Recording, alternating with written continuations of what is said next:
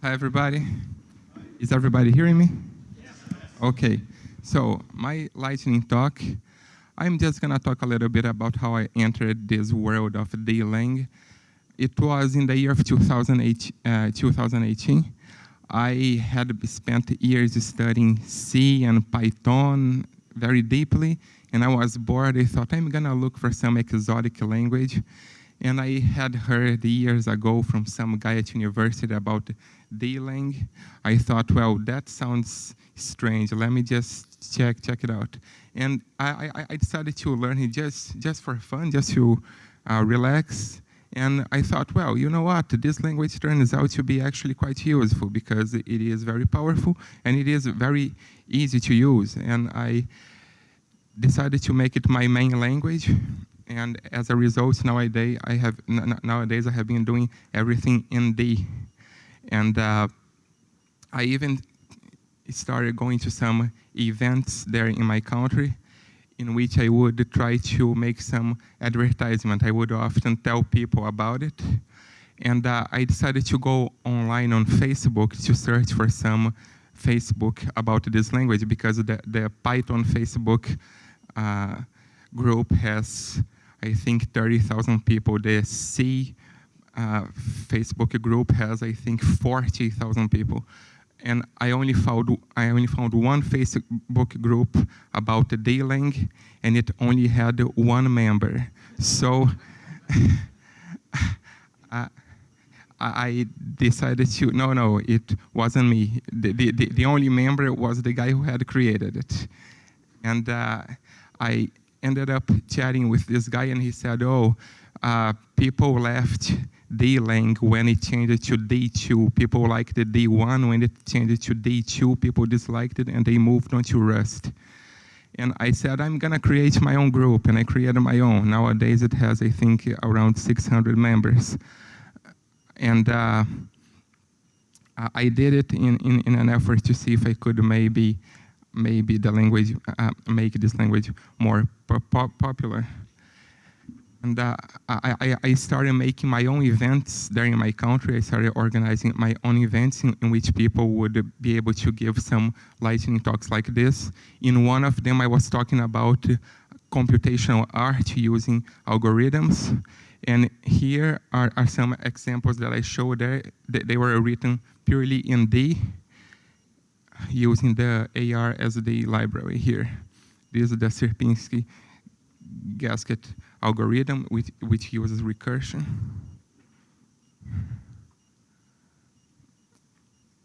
It's going to take around 20 seconds to finish the drawing, but in the end, it looks very cool, and it's actually quite simple.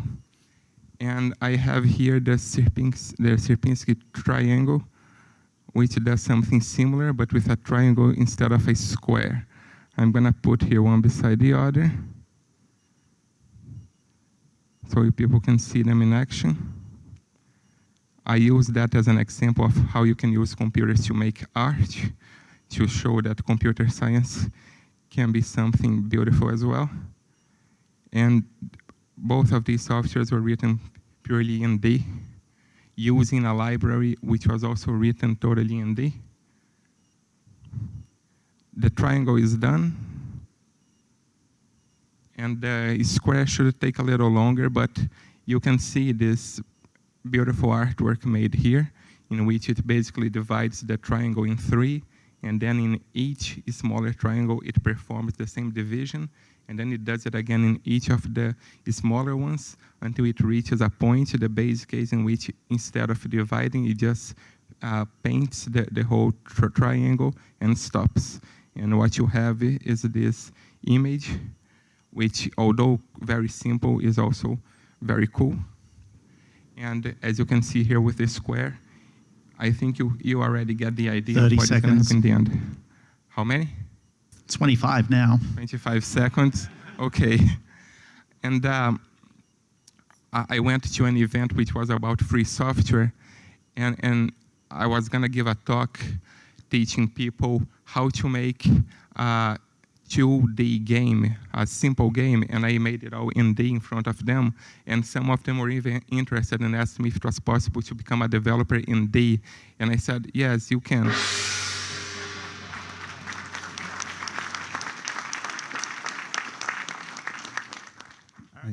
Which country are you from? Brazil. Right, thank you. Is it true you are one of the few people teaching D professionally as a private tutor? I am a teacher, but so far I have only taught Python and C. I've never had a student who wanted to learn D. I usually mention the D language to my students, but they say that's not what my professor at university wants me to use, so they usually are not interested, but I try. Yeah. So my name is Bolu, and this is my first DConf and And also it starts first now. ever Lightning Talk. So thanks for the opportunity. I'll just say that the title of the talk sort of works better if you use the British spelling of fiber, because then you have like fiber recursion. Well, so yeah. Yeah, I love recursion because you can really like express many problems naturally with recursion. So for instance, say we have a toy language. It's basically brackets around some integer. I want to parse that. Well, naturally you can express this as a recursive algorithm. So we have like a top level parse that takes some string, really just calls like parse expression. Parse expression basically would figure out whether we're in a group, so with a bracket, and call parse bracket or call parse number. Parse number is like a leaf, whereas parse bracket recurses into parse expression. So this is simple enough and quite natural to write. So yeah, we have also like this util, nested value, which tells us the depth. So we can construct strings with whatever level of nesting. So yeah, that's all fine. We run it, we get 5 or 10, what we really expect. But we make a small change and we try to create like a nesting value 10 to the 6. And what happens? Well, it seg faults, right? Like naturally. Yeah, so you remember Dennis's talk from Tuesday? He talked about like, the stack and how awesome it is, but it has this limitation where you have like a stack size limit on most systems. So it's either 1 MB or 8 MB or something like this. So we could either like convert to iteration or emulate recursion, right? And guess what I did? Yes. So yeah, manage recursion. This goes against what you heard yesterday from Walter. Don't reinvent basic features of the language. Well, too late. Yeah, so yeah, we have like this plain called util, which we are going to use to reinvent recursion. So we define two functions, run and call. And anywhere we sort of made like a recursive call, now we just use our call util to make that. And at the top level, we run this thing, right? So, I mean, now we still expect that, it's seg faults because we've not really done anything. But what do we actually need to do, right? We now have an API and let's implement it. Well, to like make a recursive call, you need to be able to like suspend execution at some point, do something and resume execution, right? That's what you do when you sort of recurse. And that's really sounded like fibers to me, right? Like, so yeah, let's make recursion out of fibers. So manage recursion via fibers. So here we have the fiber call util and it's got a bunch of utilities, but the main part is same run and call. So for run, we've got like a call stack that is just like a bunch of fibers. And basically all we do is that we basically append to the call stack and, try to exhaust the call stack, running the fibers, checking their states, and either popping or running again. And we have, well, at the end, we try to read the results, right? So we read the return and return this. And same thing for call, we append, a new fiber created from functions to the call stack, and we basically yield, so suspend, and then we hope that when we come back, we sort of have some value. So yeah, that's basically the scheme, and yeah, now it works, right? So we have this, well, we take advantage of the heap basically, and so we don't have this problem anymore. Yeah, and that's pretty much it. So we get like an extra order of magnitude in recursion depth, but it actually kills my computer memory. I think what's happening here is that each time I create a new fiber, I get like a whole stack, but what I really need is just a stack frame, right? So I think I think maybe stackless fibers might be helpful, yeah, for this sort of abuse. But yeah, that's it. So what's the conclusion? Well, why would you even want to do this? Take Walter's advice, don't do this. It's a bad idea, too much overhead. It's probably better to just like compile with the right flag. So we should probably ask Dennis about that, or find a better algorithm, iteration, whatever. But it's really not about recursion. So basically, like the concept here is that you have like a kernel that runs your code, and you basically yield control to the kernel with some request. So basically, the kernel is smart enough, to do like the dirty jobs and give us the results. And that's what we basically exploit here to do recursion. 30 seconds. Yeah, and we see the similar concept, with Python generators and coroutines, and that's how async.io is implemented. Probably slightly better in Curio by David Beasley. And yeah, that's the end. I have examples, the code basically at this address if anybody wants to try it out. Thank you very much.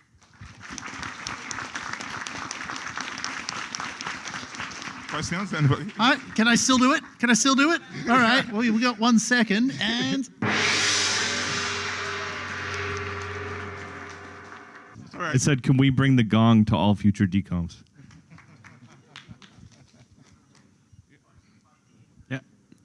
So you probably found the stack problem in the fiber stack problem, right? Because I think the default stack size is very small. So if you don't set it, then you get a segment fault. So I don't set the, no, it works fine. What I actually get is that if I increase the recursion depth, then I basically run out of computer memory. So that's a different kind of error because I have all these fibers allocated. And that's why I'm thinking, okay, maybe some stackless fiber might work instead, where I don't get a full stack that I don't really need because immediately I'm just calling into. Yeah, I know. But we run into a problem that when you have some simple recursion inside a fiber, the default stack size is very small. So I don't recall. Okay, yeah.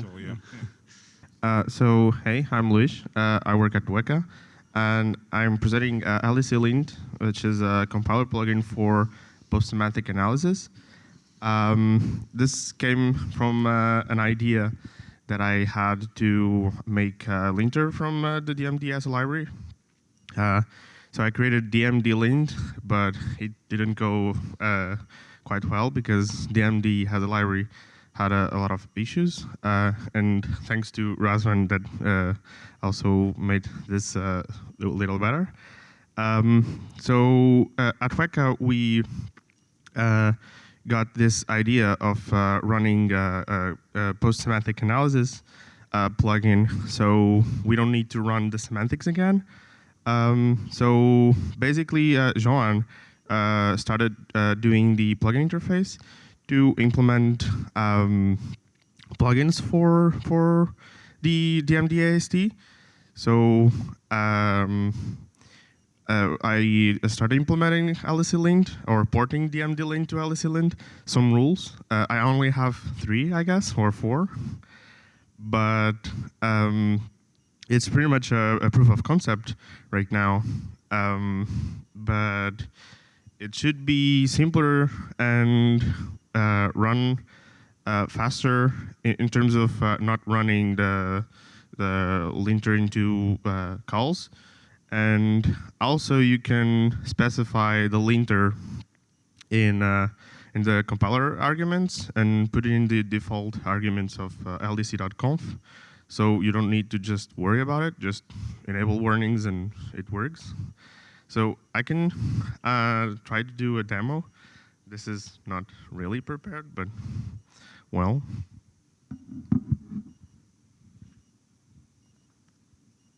So I'm going to show you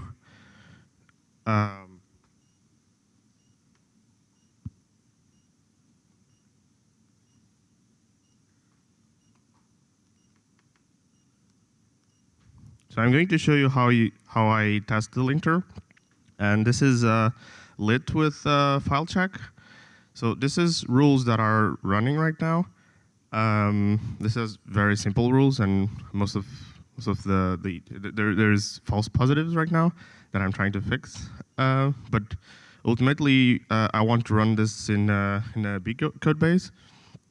But the rules that I implemented is unused variables or unused symbols, and redundant segment expressions. And another idea that I had to implement is unused imports, but it's quite more difficult because I need to create a graph of dependencies, and DMD doesn't have enough query helpers for that. But I can show you this running, I guess.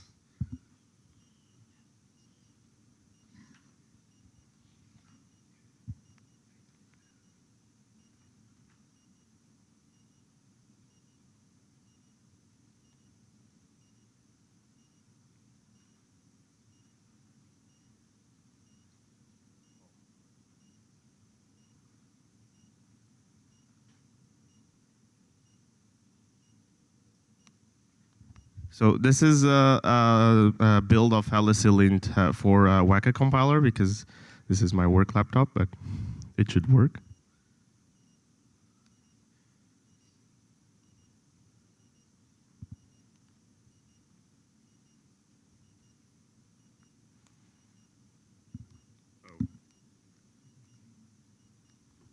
So yeah, this runs with the warning and error interfaces from DMD.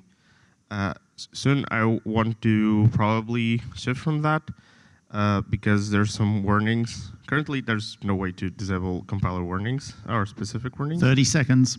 But you can also specify some arguments for the Alicylint with environment variables right now. It's a bit clumsy, but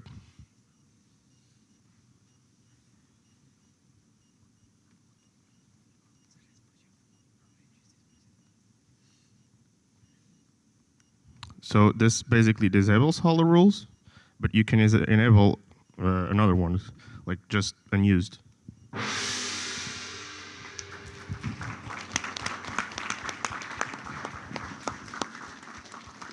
Why does it say appears to be unused? What? The warning message said some function appears to be unused. Well, right, yeah. I'm not very good to in namings, but yeah, it's unused, but it should be unused. Yeah, thanks. How does this compare with Dscanner? Well, this is still really crap. So if you want to have proper linter, just use Dscanner. But well, soon it will be less crappy. Dscanner, I don't think it has unused variables. Oh, okay, yeah, so cool. I think it have, but not for mixins and stuff. This is mostly like because we have we need semantic analysis, and Dscanner doesn't do semantic analysis at all. So I think there's a fork for Dscanner to use DMD as a library, but it's alpha baked, I think. But yeah, well, at least I have a purpose to do that, and I think Weka needs that, so maybe I'll go to implement that. All right, and thank you, Luis. Next up, we have Robert, who's going to give us his best freestyle rap for the next 5 minutes. Oh, please, no. It's open mic night. Come on, let's do it. Your 5 minutes starts now. Okay, so apparently I registered with Ethan to give a lightning talk. He just told me. I have no idea what happened. And I don't even drink, so let's see what happens. My list of features you shouldn't probably use wasn't exhaustive. And I mean, there's only so much time you have to talk about stuff.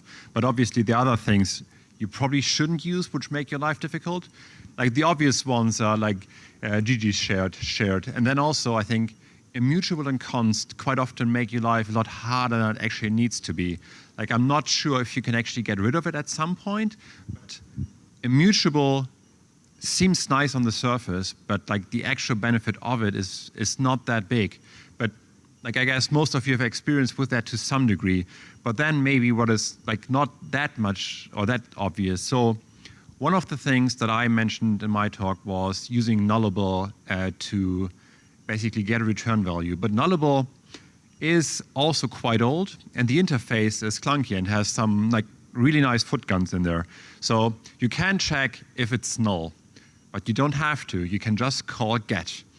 And then in that, it checks if it's null. And if it's not, an assert will throw unless you compile with release. But what most people don't know, there's actually a default parameter that you can pass in.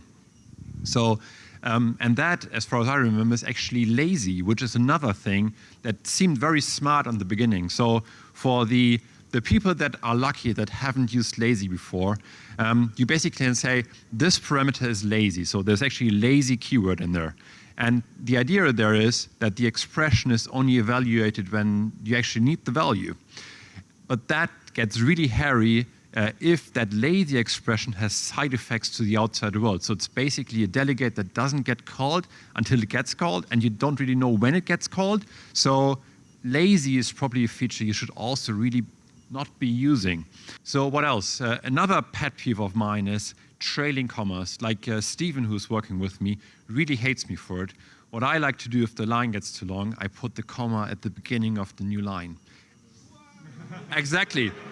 But you're all wrong. You're all wrong. Like it's it's the best thing ever, because like especially if the next or the line after that is having an if and you start another level of indentation, it really doesn't really make sense to, or it's really difficult, at least for me, to see where it is. And then also, you not intend, like the indentation for the comma is actually 2 tabs. And a tab is obviously defined by the number of spaces, which is 4, but tabs are still better than spaces. See? I like tabs, shut up. That was actually the reaction I was looking for on Tuesday, but at least I'm getting it now. But actually, if you, for instance, take a look at the Elm language, their default is actually leading commas. And like in all honesty, take a look. Especially if you're creating object literals or have really a bunch of parameters that you want to pass to a function, it's not as shit as you all think. Like, really take a look. So what else do I not like? Can you please hit the gong? I'm running out of material here very quickly. Come on, you got a minute and a half. Just freestyle, man. Freestyle? You don't want me singing. Otherwise, like, the room would be empty at this point. Come on, we don't have a deep rap yet. Why don't we just start? Fair enough. So I'm just stopping and give like another minute to the next person then. That's not how these work.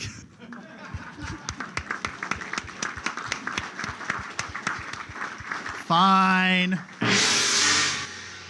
Any questions at this point? How did you get so wrong? Remember when I started talking about like not remembering that I'm actually supposed to give a presentation and I'm not drinking? Please tell me, I don't know.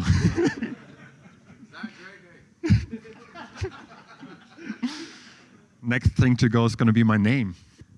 If const is useless in your opinion, what about a function that wants to be pure and wants to take an array that it does not want to mutate?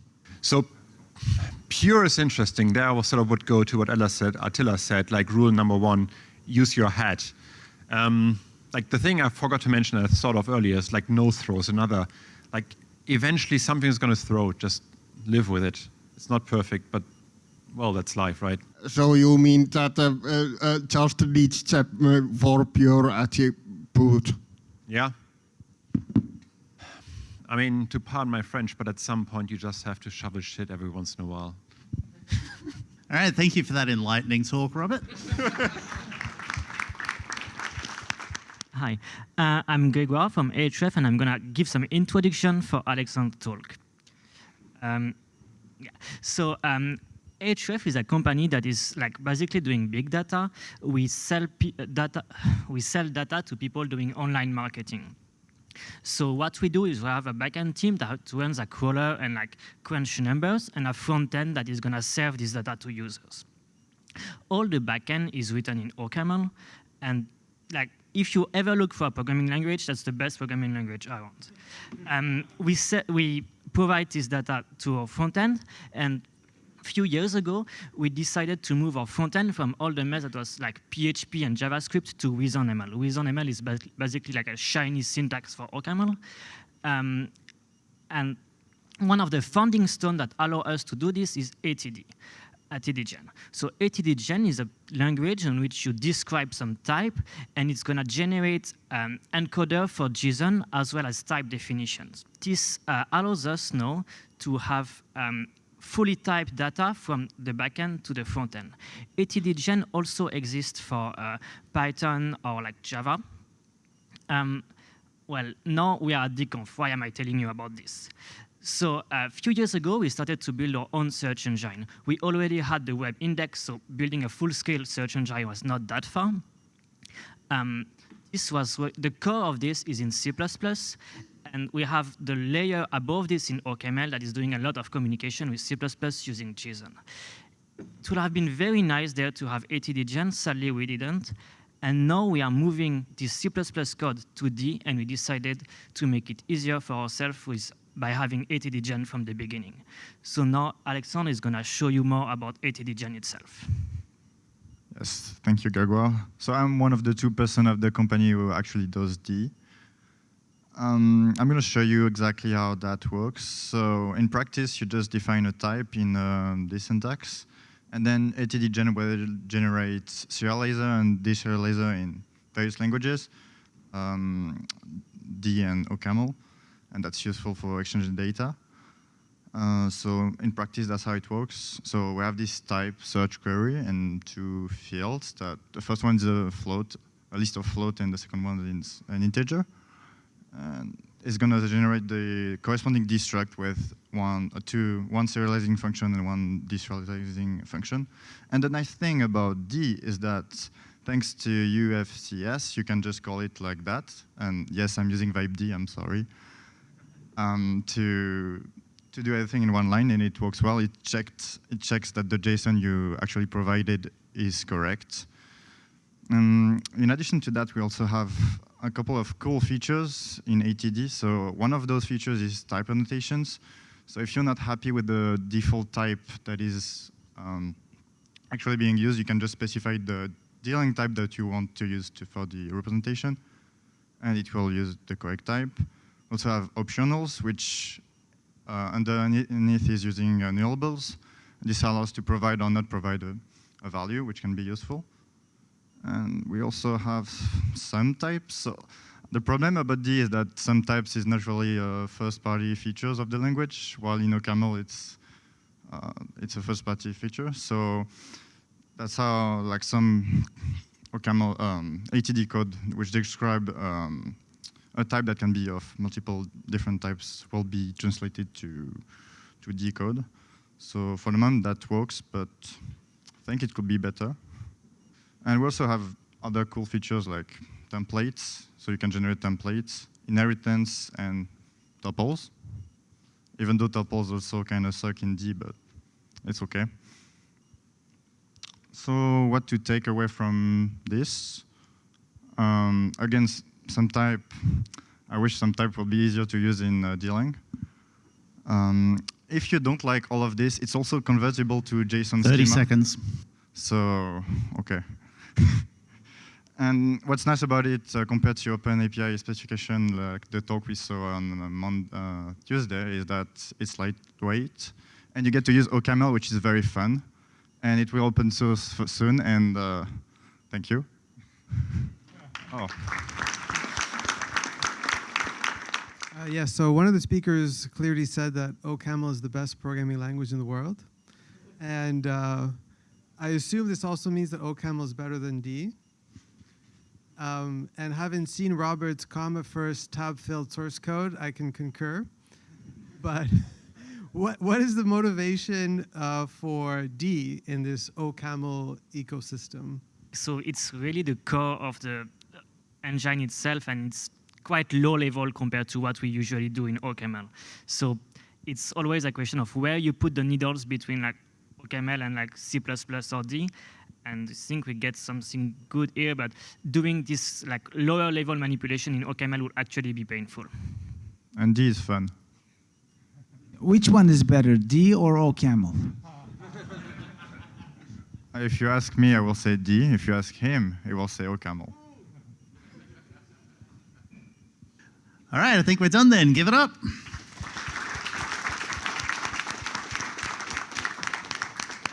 All right, Chris, you're a first-time deconfer as well, aren't you? Yeah, I think after 5 minutes of really woefully bad programming puns, I suspect it's also going to be my last. So well, I will. We did say it's open. It's been nice having me. We did say it's open mic night, so let's hear Exactly. it. 5 minutes starting now. Yeah, obviously feel free to show your appreciation with moaning, groaning, whining, sighing, and face palming on the table. And I assure you will. There's also a little bit of maths near the end, but I'll wait for you. Don't worry. You'll be obvious. Okay. So recently I voted. So recently I visited the opticians after I started seeing keyboards, printers, and mice out the corner of my eye. She said it's okay. It's just peripheral vision. That's good. You've got the level. That's good. I visited the doctor as well to see if he could help with my migraines. I thought it was very odd that he suggested I do programming to help, and then I realised he said codeine. Actually, my doctor would make a really dangerous C programmer because he thinks anything that's broken can be fixed with a cast. One of the features of C++ is that it comes with complexity guarantees. I mean, if you use C++, it's guaranteed to be complex, right? I've always thought of myself as a pragmatist. I mean, when my C++ code generates warnings, I just program them out. Whenever I see static used in multi-threaded C++ code, it makes my hair stand on end. I recently tried using D, but I suddenly found myself, as soon as I got to learning about the bottom type, I found it was the point of no return. Anybody else notice that Python 2.4 was a much nicer looking language? Was that when they brought the decorators in? Good. Is a cross-functional team an angry bunch of Haskell programmers? I've given up playing poker with functional programmers. All they ever do is fold.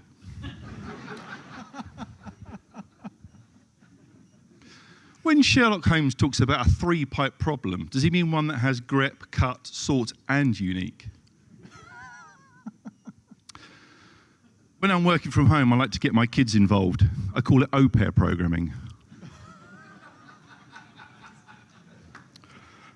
I worked at a company that did mob programming. They hired a bunch of gangsters with baseball bats to stand over us and make us do an 80-hour week. You can always tell when your Secret Santa present's been given to you by the enterprise architecture from the excessive amount of wrapping. If I join the database channel, the front-end channel, the back-end channel, and the infrastructure channel, does that make me a full Slack developer?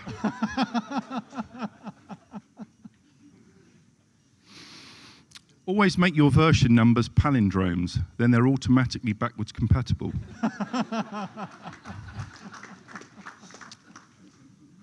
If you think keeping up with the Kardashians is hard, you should try JavaScript frameworks. I think more people should get a career in topography. It's character building. Whenever I try and spell Octothorpe, I just make a hash of it. Have you ever wondered why some people are like the char type in C? They seem to get promoted for no apparent reason. My wife and I have been together for 25 years, so I thought I'd get her a token ring. Apparently you can only get Ethernet these days. Have you noticed how the McDonald's network cards all start FFFFFF? Because they're like a Big Mac address. When they accepted their Turing Award, I recognised Diffie on the left and Hellman on the right, but who was the man in the middle?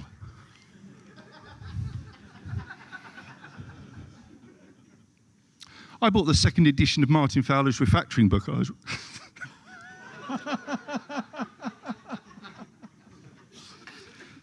I recently bought the second edition of Martin Fowler's refactoring book, and I was really disappointed. The content was exactly the same, but the chapters were just in a different order.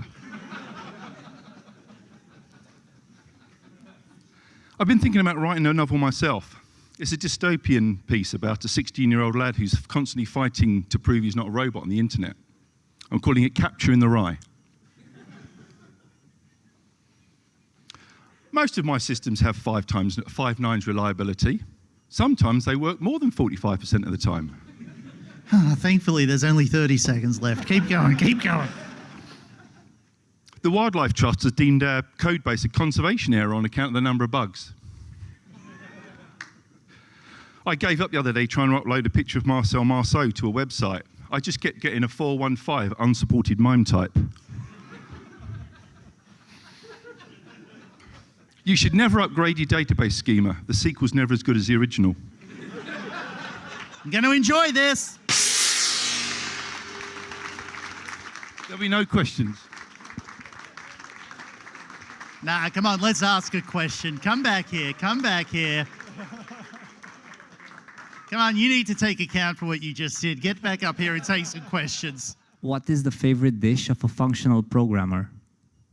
So the favorite? Dish. Oh, I don't know. Lamb. Duh. Ah. Right, you as well, leave. Was that more of a comment than a question? Does anybody else have one? Come on, let's get this over with. How many of these were generated using ChatGPT? I mean, none of them. I mean, you know, they're sadly all my own work. I only have myself to blame. That's the worst part of it. So. What did you take, and do you have some more? I'm just compensating for the fact that there's an expression here. Those who can do, those who can't do teach. And those of us who can't even teach, well, we just have to try and make up puns about everything else. Fair enough. Can I go now? I don't know, do you guys... You lot felt uncomfortable before, now I feel uncomfortable. Yeah, good. Anybody else? Okay, Walter actually has a comment. Well, I decided to grade your presentation, and I'll give you a D.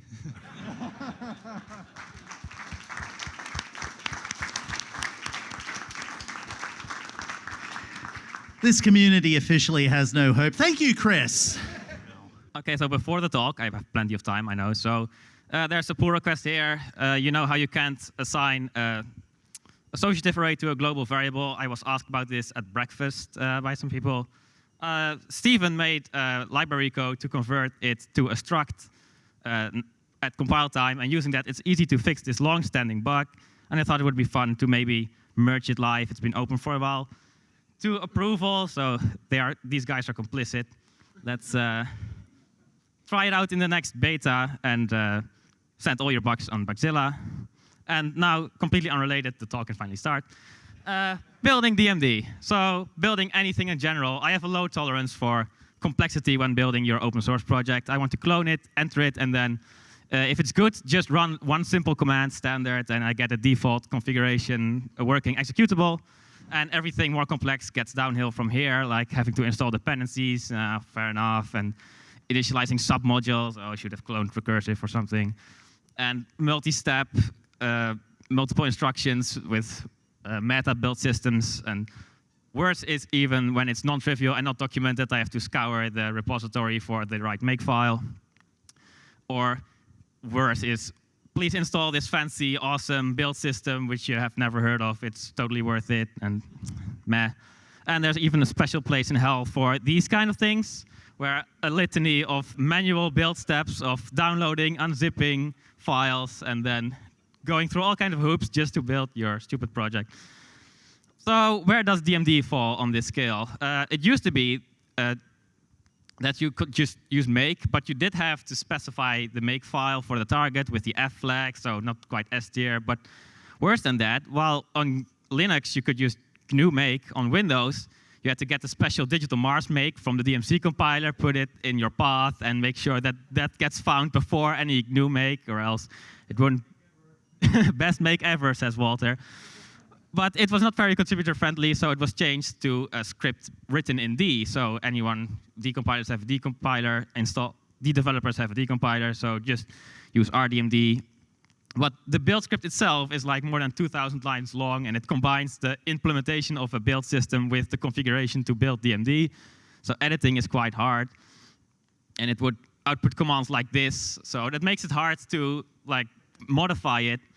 And I was like, why can't it just be dmd-i to compile imports and then the main file? Like, all the source files are in the repository.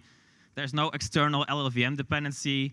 Just pass the source files to the compiler. Well, DMD has a backend translated from C, which had some prototypes to access functions without imports. So those would be implicitly imported but not built with the I flag. So in a series of pull requests, I finally got rid of all of them, and so now proper imports are used.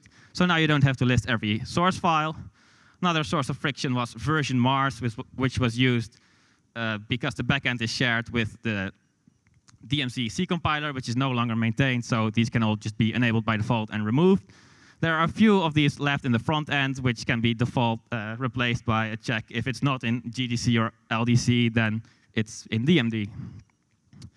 There are a few string imports which have to be specified with the -j flag in order for the compiler to find them for security reasons. Don't really agree with them always, but I haven't got rid of those yet. So currently, I've reduced the complexity of building DMD to first on Linux, you have to create a sysconfdir file which is specified where the configuration file gets placed.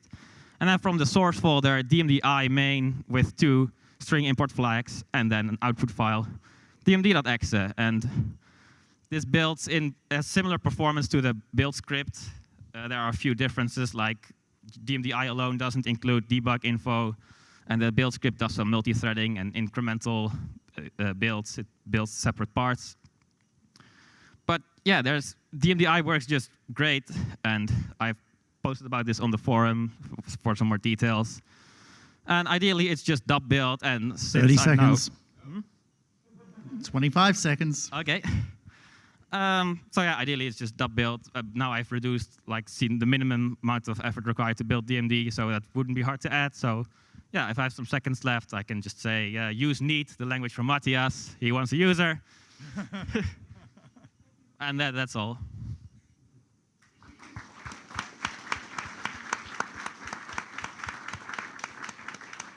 All right, you guys want it, don't you? So I like dub, and you seem to like dub, and I'm curious, why is there so much drama about it? Well, confession, I don't actually like dub. I like dub.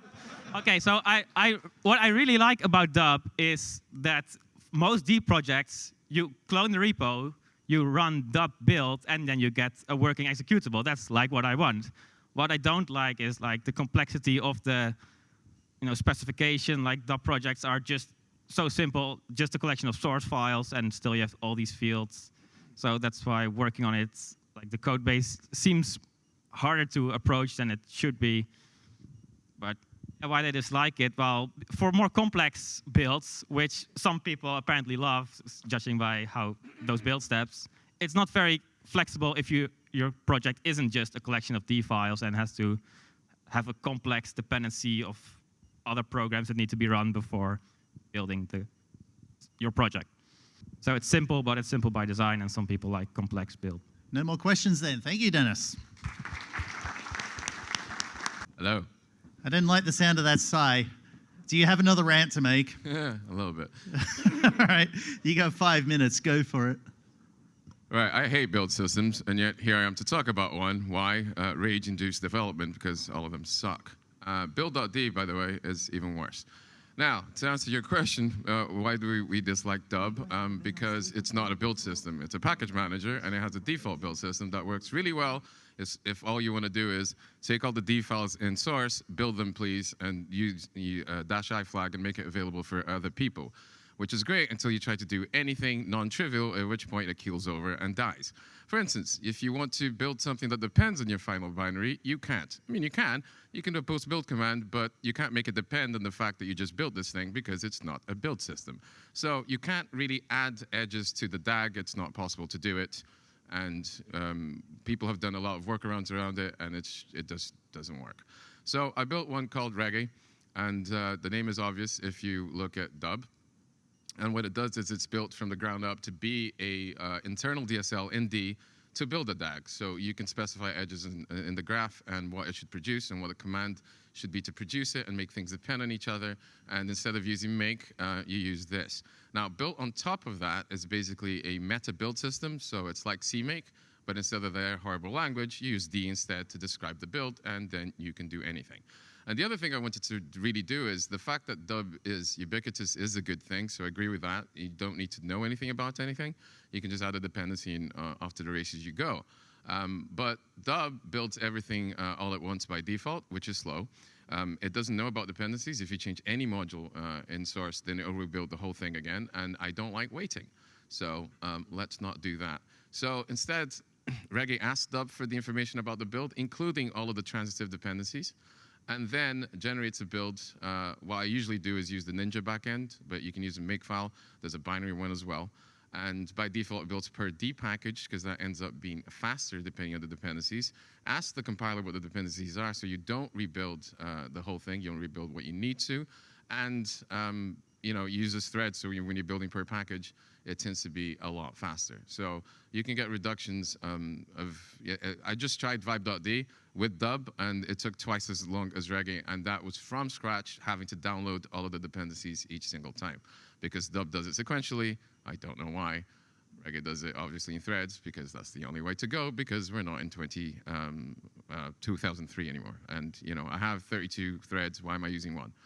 And yeah, use Reggae. I mean, if you just type Dub run Reggae instead of Dub build, you'll get a better build that will be faster, and you'll, want to throw your computer against the wall fewer times.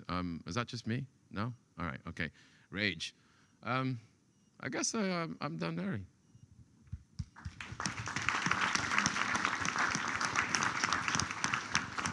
Well, apparently you're not done until I do this, so... When you use the DMD, for instance, deb make, it doesn't include the inner imports. So how do you do the dependency? Doesn't do what imports? It doesn't include the, if you have an import in scope. So if you have an import, it only takes the imports which are global. I've not seen any problems with this. I mean, we're using this every day in production, and I think. Okay, so it works now, because we tried, but I don't see. So MakeDeps had a bug in it, which I filed years ago, but somebody fixed it semi-recently, like months ago. And okay. Yeah. Okay. Before I was actually using DMD-V and parsing the output to do something. It was a mess. Okay, maybe it works. Okay, thanks.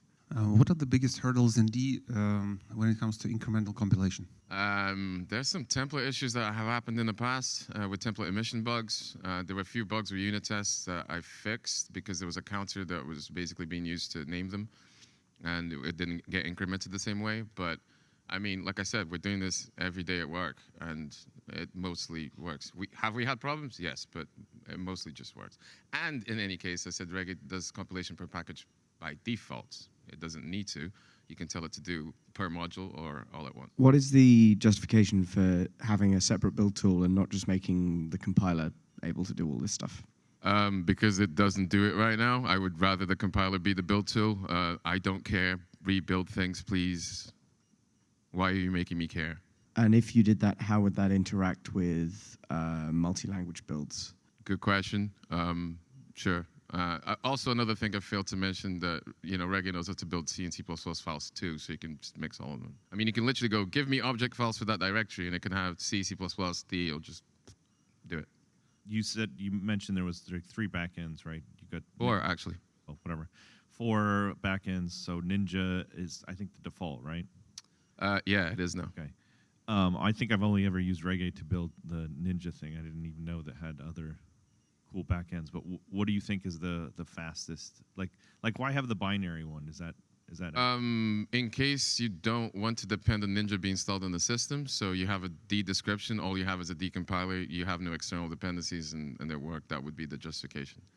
And which one do you think is the best, Ninja or? Yeah, I just use Ninja at this point. There's also several front ends. You don't need to write the description in D. It can also be done in Lua, JavaScript, Ruby, and Python, because I'm insane. Sounds good. Well, also because compiling the D descriptions can be slow, and by slow I mean 2 seconds, which I don't want to wait. So there's that too. Because for the description to be in D, you actually have to compile that code to be able to run it. So.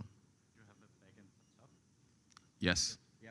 The question was, do I have a backend for TUP, which is a very not well-known build system, but again, I'm insane, so yes, I do. Yeah, how critical is the display for your presentation? We'll just wing it? All right, cool. Thank you, Attila.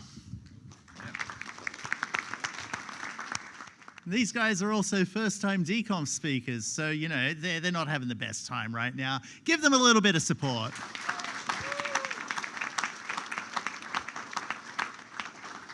This is Philip and Lucas. You're going to have to do it screenless, and your time starts now. Yeah, my name is Lucas, and this is Philip. We had 15 minutes to prepare this, so let's see how it goes. We work at Descartes, and we started there about a year ago, and we just want to talk quickly about our experiences with that. So when we started, actually, our job wasn't to program D, but it was actually to make a testing framework for our main product in TypeScript, because we were told it was much easier than writing it in D. So spoiler, it wasn't easier. It was actually a lot harder. So after maybe a month, we rewrote everything in D. And yeah, that's what we worked with to begin with. And then we have worked on a couple of other things as well. Yeah. And I think a fun thing to say as well is that it took some guys 4 months to do this TypeScript that we finished, but it took about a month to make it in D, so that's pretty good. Yeah, so we created a lot of cool stuff, and we also had some things we wanted to show you. But we have 2 main products that we have created, me and Lucas and the rest of the team. And one of them is a database. So we have created a system for creating a distributed database. And this database is basically a sparse Merkle tree with a width of 256. So it can store a lot of different data. It can store basically all hashes. And the smart thing about this is that we get one bullseye that we use for our consensus. I actually don't know, did we explain what we do? We are creating a new distributed system, basically. Yeah. But yeah, so we use this bullseye for getting the state of the database, basically. And this bullseye is very fast to calculate compared to other systems. Yeah. And it's a bit unfortunate that we can't show it, so instead we'll talk about something else. One fun thing is actually we have some different parts where we use all sorts of things from D, and we actually use Red Black Tree from Phobos. And one thing I really found awesome about the D community was when I had a question about it, I went to Discord, and in like 4 minutes, I had the question from Steven, who I think wrote it, and that's just like, what other communities can you just go and like instantly get an answer from the guy who made the library? I think that's really awesome. Yeah, we also have created a hash graph, which is our consensus algorithm, and we had a really nice animation for you guys, but it's a really cool consensus system, and yeah, yeah. Too bad. Show it off at BeerConf. Yeah, another thing is what I have mainly been working on is we have, because we have our different nodes to be able to be distributed, so we can make consensus between it. And the node is architectured in a lot of different services in one program. So we use the concurrency library for it, and because we had some issues with it, we tried to make it more structured, so we built like an extra framework on top of it to make it type safe. But the problem is sometimes you get like when you have a list of messages you pass to the concurrency, you get like a million long line type error that's impossible to decode. So you'll sit there in like 30 minutes and try to figure out which type was it that did match. Yeah, and so we've been trying to figure out how to do that, and now it works quite well, I think. Yeah, and yeah, that's the main thing. And and then we have built some error handling on top of that, because we had problem with when a thread makes an exception, it goes 30 seconds. Goes into the main thread, and then it's impossible to catch. And we've tried to like wrap those errors so it's easier to deal with. Yeah, that's I think that's it. We love the language. It was very fun being here, and I also spoke with some other guys. It's kind of like Christmas here, and now we all go back to our small caves and go to our keyboards, and then we meet next year. That's very cool.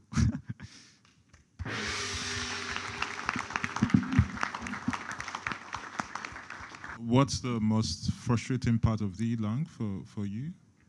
I think sometimes when you're using some of the CTFE stuff, you can get some really long error messages that can be quite hard to interpret. But other than that, I think it's a very great language. But some of these error messages for CTFE, they're very, very long. And quite hard to understand sometimes, I think. Yeah, one of my long-standing rants about compile time programming, and especially templates, is that they're just a nightmare to debug for that very reason. For me, it would be template errors as well. I think I've heard a lot of people complain about the lack of resources to get started with it.